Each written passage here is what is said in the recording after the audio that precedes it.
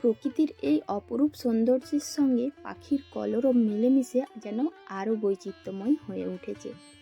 আজকের সকালটা শুরু করছি এই প্রকৃতির মাঝখানে দাঁড়িয়ে, চারিদিকে সবুজে ঘেরা। তো আমার সমস্ত বন্ধুদের জানাচ্ছি শুভ সকাল।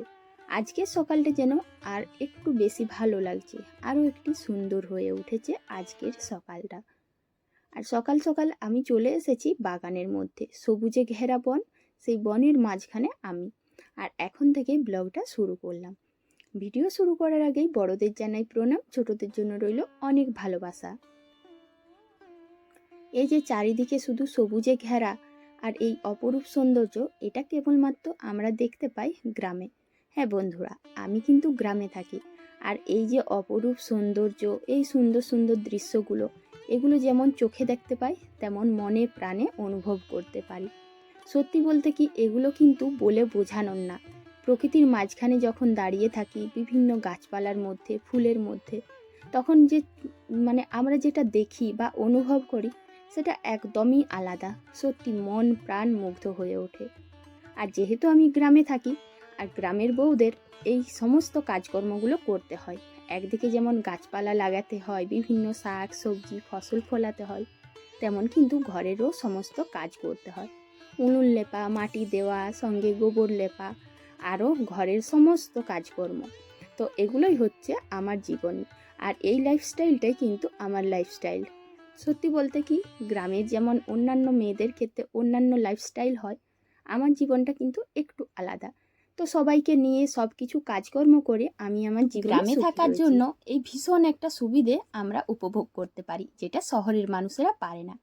এই যে গ্রামে থাকি বলে বিভিন্ন রকম সবজি ফলিয়ে সেই সবজিগুলো কিন্তু ঘরের সংসারের কাজে আমরা লাগাতে পারি, যেখানে হয়তো অন্যান্য শাক সবজিগুলো শহরের মানুষকে কিনে খেতে হচ্ছে। আর আমি দেখো বাগান থেকে তুলে নিয়ে চলে এলাম। তো বাগানের টুকটাক সবজি করি বলে আমাদের এটা ভীষণ সুবিধে হয়, যে আমাদেরকে আর বাজার করতে যেতে হয় না, আর পয়সারও কোনো চিন্তা করতে হয় না, যে আজকে কি খাবো, কাল কি খাবো বা কিনে আনবো। সত্যি বলতে কি, এই যে শাক সবজি বা বিভিন্ন রকম অনেক রকম আমরা সুবিধে পাই গ্রামে থাকার জন্য। যেমন আমাদের বাগান থেকে কাঠ, বিভিন্ন রকম ফল, টুকটাক ফল, আবার সবজি। তবে হ্যাঁ, এইসব সবজির জন্য পরিশ্রম অবশ্যই করতে হয়, কিন্তু তবুও শহরে থেকে আমরা যেভাবে বসবাস করি, যতটা কষ্ট হয় এই সমস্ত দৈনন্দিন খরচের জন্য, সংসারের জন্য, অতটা কিন্তু আমাদেরকে করতে হয় না। খুব সহজেই কিন্তু অনেক কিছুই আমরা পেয়ে যাই। তাছাড়াও গ্রামে একটা নীতি রয়েছে, যেখানে যাদের বাড়িতে যা হয় পাশাপাশি বাড়িতে দেওয়া হয়। তো এগুলো কিন্তু শহরে একদমই হয় না। তো আমি যে লাউটা কেটে আনলাম ওটা বাড়িতে করব, আর লাউ ডাঁটাটা কাকিমাদেরকে দেব। তো এসে করে এই যে কাপড়গুলো কাচতে হবে, বসে গেলাম। আর আজকে অন্যান্য কাপড়ের থেকে একটু আলাদা কাপড় কাচছি। এই যে দেখো বন্ধুরা, গামছাগুলো। আর তোমরা তো জানোই যে গামছা একটু বেশি নোংরা হয়, আর গামছা কিন্তু এমনি এমনি জলে ভেজালে একদমই ছাড়ে না। আর এটা কিন্তু আমাদের গ্রামে অনেক আগে থেকে নীতি রয়েছে। যারা গ্রামে থাকো তারা সবাই এটা বুঝবে। গামছাতে একটু তেল চিটচিটে থাকে, যার জন্য এমনি সাধারণ জলে হয় না, একটু গরম জল নিয়ে নিচ্ছি, তারপর সব কাপড়গুলো ভিজিয়ে, যেগুলো সাধারণ জামা কাপড় সেইগুলো একটা সাইডে করব, আর এই চাদর গামছা এটা অন্য সাইডে রাখবো।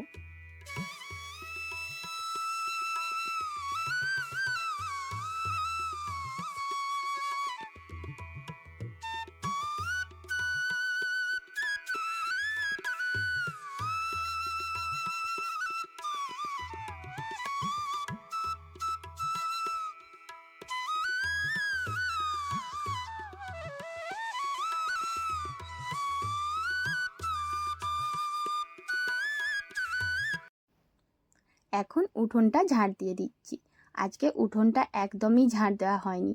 ওই যে সকালবেলায় চলে গিয়েছিলাম বাগানে প্রকৃতির মধ্যে, আর প্রকৃতি দেখলে আমি কিন্তু সেই জায়গায় একটু বেশি সময় কাটাই। তো এখন আমি উঠোনটা ভালো করে ঝাড় দিয়ে দিচ্ছি। আর জানো তো এরকম ভুল আমি কিন্তু কখনোই করি না, উঠোনটা ঝাড় দিই। আজ কি হয়েছিল জানি না, গাছপালার মধ্যে থাকতে থাকতে আর এটা ওটা দেখতে দেখতে অনেকটাই সময় কেটে গেল।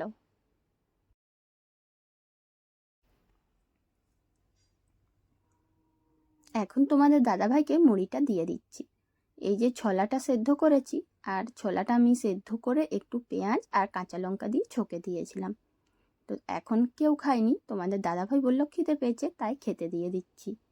আর জানো তো মুড়িটা মাখিয়ে দিতে বলল, তো লঙ্কাটা ভাবলাম যে মাখিয়ে দিই, কিন্তু ভাবলাম যে না, আর মাখিয়ে কোনো ঝামেলা করে লাভ নেই, কারণ সে তো লঙ্কা খেতে পছন্দ করে না, যদিও অল্প একটু খেতে পারে, তাই সাইডে রেখে দিলাম।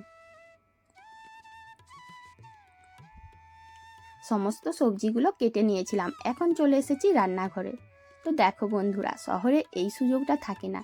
দেখো বাগানে অনেক রকম কাঠ থাকে, যার জন্য এই কাঠ দিয়ে আমার রান্নাবান্নাটা হয়ে যায়।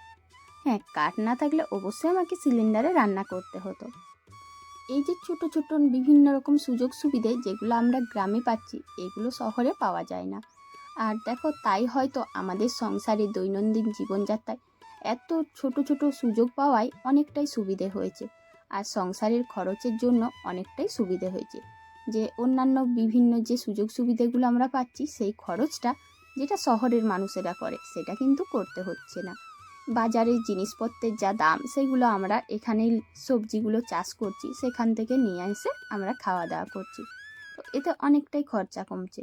আবার কাঠও পেয়ে যাচ্ছি, যেটা এখন বর্তমানে সিলিন্ডারের অনেক দাম হয়ে গেছে, তাই কাঠও পাচ্ছি, সবজিও পাচ্ছি, আবার নানান রকম মানুষের অনেক উপকার পাওয়া যায়, যেটা হয়তো শহরে খুব বেশি জায়গায় পাওয়া যায় না। তো অনেকটা শহর আছে যেখানে বিভিন্ন মানুষ একটা ঘর থেকে আরেকটা ঘরে যাতায়াত করে না, বা কোনো কথাবার্তা লেনদেন থাকে না। আমাদের এখানে কিন্তু বিশেষ করে যে কোনো গ্রামে এইটা হয়ে থাকে, যে একটা বাড়িতে কিছু খাবার হলে অন্য বাড়িতে দেওয়া হয়, কিছু সবজি হলে অন্য বাড়িতে দেওয়া হয়। মোট কথা গ্রামে থাকলে না অনেক রকম ভালো মন্দ অনেক রকমই সুযোগ সুবিধে পাওয়া যায়। এই যে তোমাদের সাথে গল্প করতে করতে আমার লাউ পোস্তটা হয়ে গেল। আর এখন এই যে দেখো অল্প একটু পেঁয়াজ দিয়ে ভেজে উচ্ছেটা দিয়ে দিচ্ছি। জানো তো বন্ধুরা, এখন উচ্ছে চাষ যারা করেছিল প্রায় অনেকেই উচ্ছে আর তুলছে না, কারণ উচ্ছের দাম কমে গিয়েছে। তো তোমাদের দাদাভাই যখন রাস্তা দিয়ে পেরোচ্ছিল, তখন একজনের সাথে গল্প করলো, আর এই ঘটনাটা জানতে পারলো যে উচ্ছের এখন দাম একবারেই নেই, তাই কোনো লোককে দিয়ে যদি উচ্ছে তোলা হয়, তার মজুরির খরচ অনেক বেশি, তো সেই জন্য আর তোলা হয়নি। তো তাই তোমাদের দাদাভাই বাগানের ভেতরে ঢুকে কয়েকটা উচ্ছে তুলেছিল। এত উচ্ছে ছিল, মানে এক বালতি উচ্ছে নিয়ে এসেছে। পাড়ায় সবাইকে দেওয়া হয়েছে, আবার কিছু কিছু পাকা বেরিয়েছিল, যেগুলো ফেলে দিয়েছি। কাল রাত্রিতে কুমড়োর তরকারি করেছিলাম। কুমড়োর তরকারি করার পর অনেকদিন পরেই মনে পড়লো যে কুমড়োর বীজ তো খাওয়া হয়নি। ছোটবেলায় অনেকেই কিন্তু খেয়েছে ওই কুমড়ো বীজ ভাজা। আর এই যে নতুন জিনিসটা না, এটা সহজে কিন্তু রান্না করা হয়ে ওঠে না। আর আজকে ভাবলাম যে বাড়িতেই তো কুমড়ো হয়েছে, তাই একটা কুমড়ো কাটা হয়েছিল, সেখানে যা বীজ ছিল সবগুলো আমি শুকনো করে নিয়েছি। তো সকালবেলায় একটু অল্প শুকনো করেছিলাম, এখন ভালো করে ভেজে নিচ্ছি।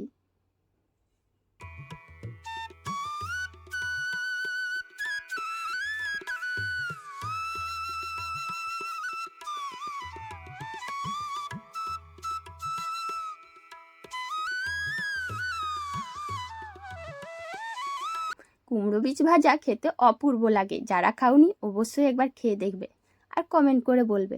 এখন এই যে বিকেলবেলায় ছেলে খাবে বিস্কুট, আর আমার চাটা ঢাকা দেওয়া আছে, আমিও অল্প একটু চা খাবো। ছেলেকে বিস্কুট দিয়ে দিয়েছি, তারপর বাকি যে বিস্কুটগুলো আছে আমি চা খাবার আগে কৌটোয় ভরে দিচ্ছি। আর বিভিন্ন রকম কাজ থাকবে, তখন হয়তো চা খাওয়ার পর এটা কৌটোর মধ্যে ভরতে ভুলে যাব, তাই তাড়াতাড়ি করে প্যাকেট থেকে বিস্কুটগুলো বের করে কৌটোয় ভরে দিচ্ছি।